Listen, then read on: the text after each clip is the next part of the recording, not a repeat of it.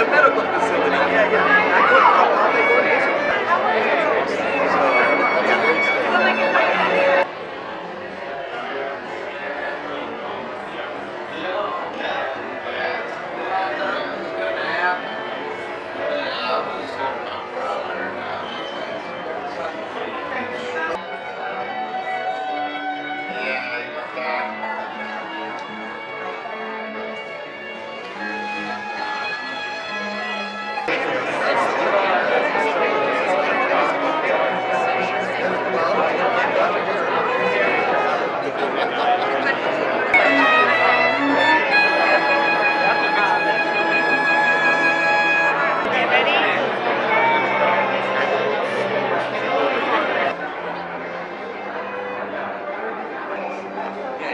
Jump out.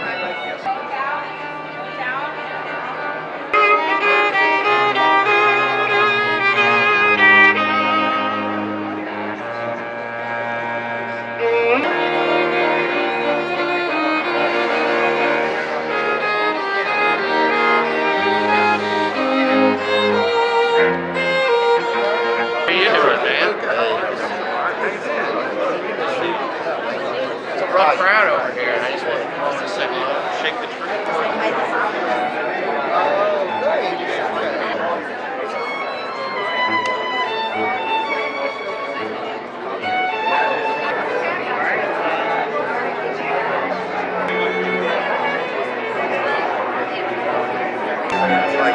I'm living in Ohio. How's everything? Good.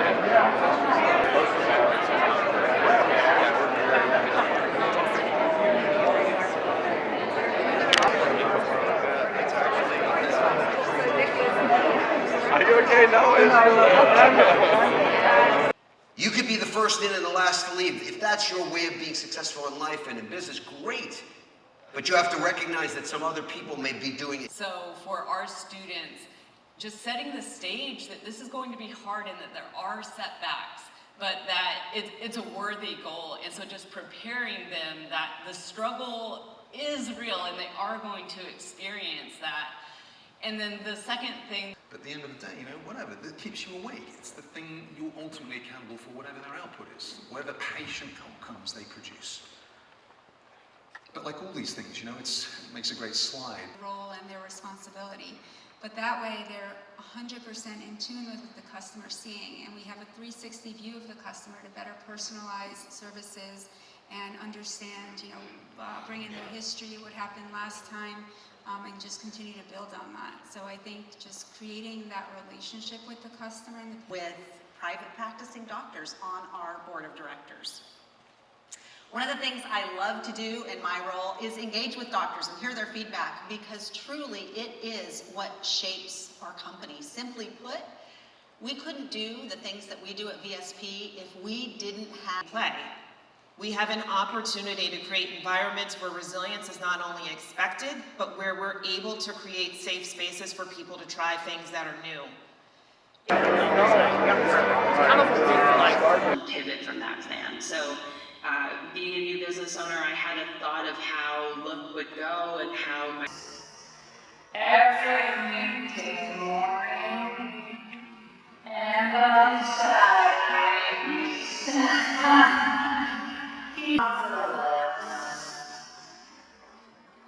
In the past 5 years or so, many of us have navigated our families around the community of its triumphs, of its defeats, of overcoming,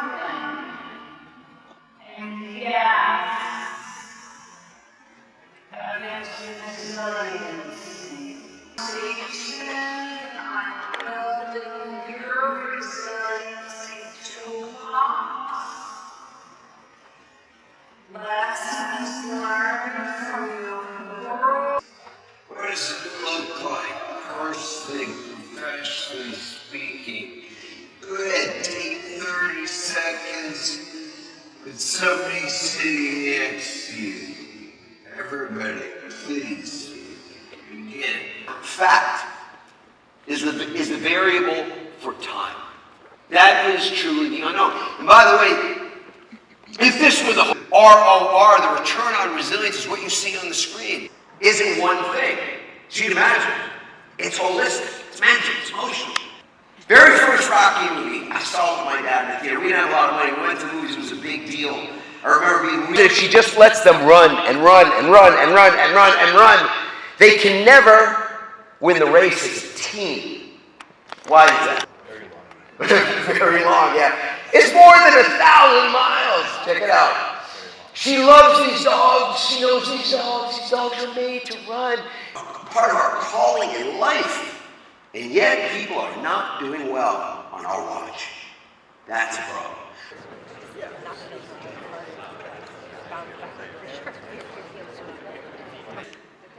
Attendance, yes. Lack of attendance, right. Take a look at the sun, or where the sun's supposed to be in the sky. Go east, look east. That's it. Rituals for recovery, mentally, emotionally, physically, and even spiritually. Athletes and business. Some of you have a harder time doing no thing than you have doing something. It's 5 minutes of absolutely nothing, and that's the change. Can't throw that out with the, with the bathwater kind of thing. And usually, love to just be able to walk outside, look at the sun, if there's sun. That you wake up in the middle somehow. Yeah, I'm going to give you some tips and tools. It would take 30 minutes at the start of the day with no phone. She refused. All she would agree to.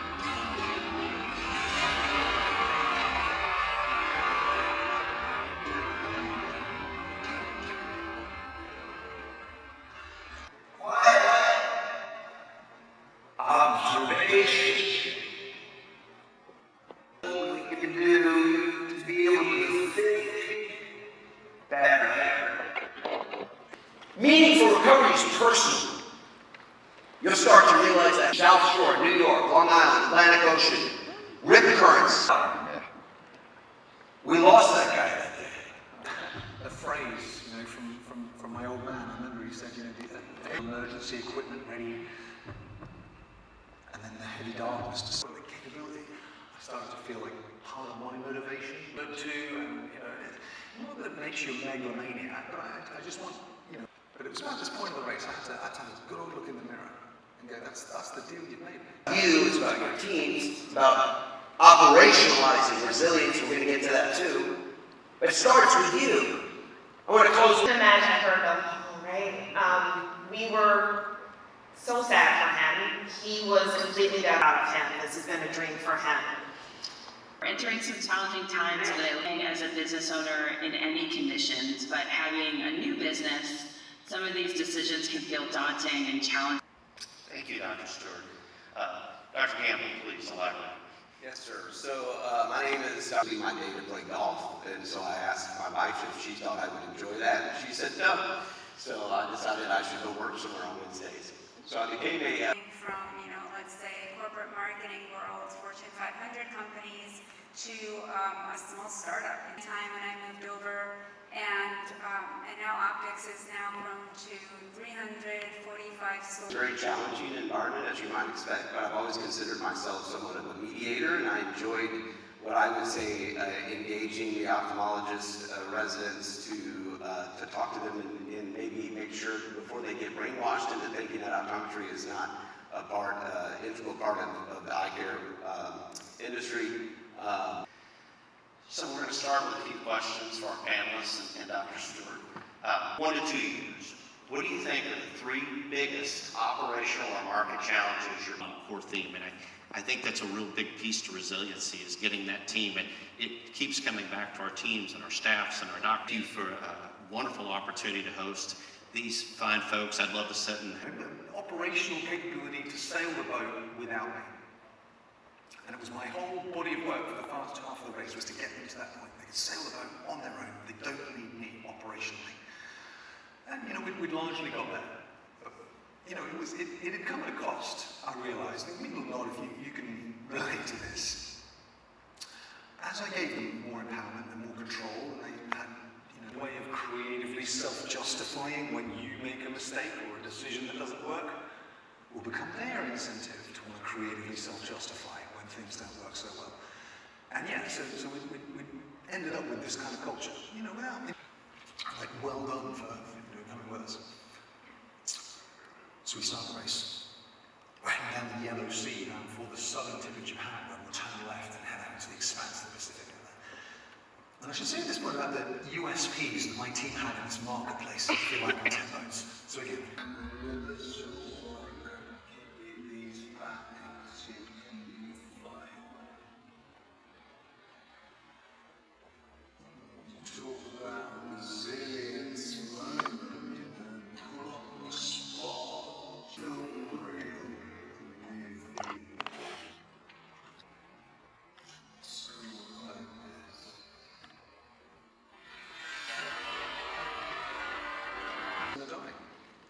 This is where the fatalities on this race have all happened. It's the most dangerous bit, by far. I remember keeping my own fear under close. I felt it.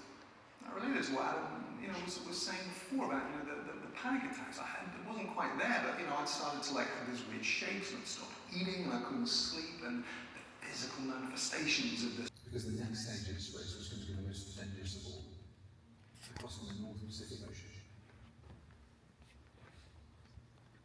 Now, we tell people you're going to say this because of the movie Moana. Thanks very much. They think it's like you're on a raft with Dwayne The Rock Johnson. It's not like that. Now, not a business. That's what we describe. I think long-term victory, not short-term glory. Don't break anything. Don't push the team too hard. Slowly, sustainably develop our capability. But I mean, we were desperate.